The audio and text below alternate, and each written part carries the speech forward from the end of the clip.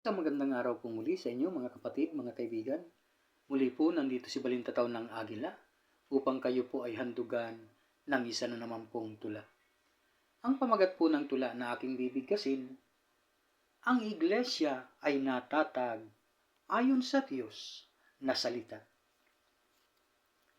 Sa aklat po ng Isayas, ang aklat ng mga hula, maliwanag na nasulat at atin pong mababasa. Ang panahon ng paglitaw at pagbangon ng iglesia, malinaw na nakasaad sa talata ng Biblia. 46 ng Isayas, 9 at 10 ang talata, ang panahon ng paglitaw ng iglesia ay babandila. Sa talatang binanggit ko'y malinaw ang nakatala. Sa malayong mga dakot, mga wakas nitong lupa. Yan ay dako at panahon ng muling pagsisimula ang pagbangon ng iglesia sangayon sa mga hula. Ang iglesia ay natanyag, mga wakas nitong lupa, yay panahon na kung saan huling araw ang katugma. Mayroong mga relihiyon tayo'y inaakusahan. Pinipilipit daw natin ang ayon sa kasulatan. Mga wakas daw ng lupa, dako raw ang kahulugan at hindi raw pang panahon, mali raw na kaisipan. Ayon po sa tagasurit, sa Biblia ay eskular, kapwa ito ginagamit sa panahon at sa lugar.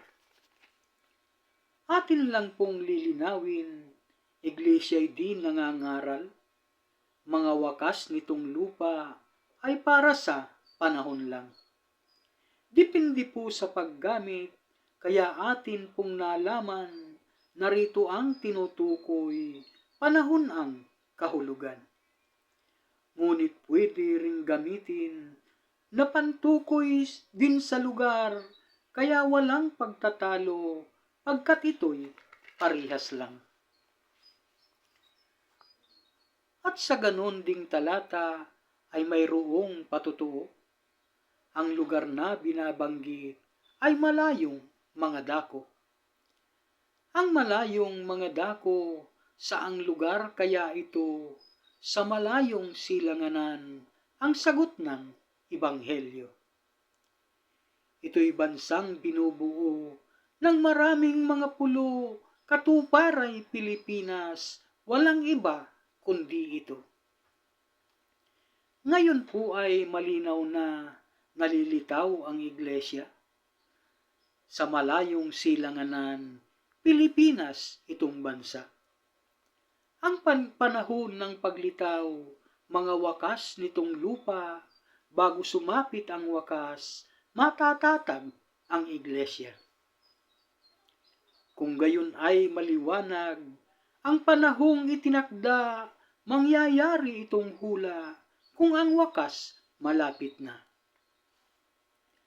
Sangayon din po sa hula, ang iglesia ay babangon, alingaw-ngaw ng digmaan ay kasabay na uugong. Ito ay mababalita dahil ito'y dadagundong, digmaang pangsanlibutan, buong mundo'y diyan hahantong. Noong July 27, 1914 ay bumangon, ang iglesya'y narehistro, ang digma ay dumagundong. Ito'y hindi nagkataon dahil ito'y panukala. Ang Diyos ang ating Ama na sa atin ay lumikha. Nais niyang sa huling araw sa kanya'y may dumakila, kaya kanyang pagsusugoy tinupad niya at ginawa. Natupad ang mga hula pagkat ito'y kanyang nasa, ang iglesia ay natatag ayon sa Diyos na salita. Salamat po.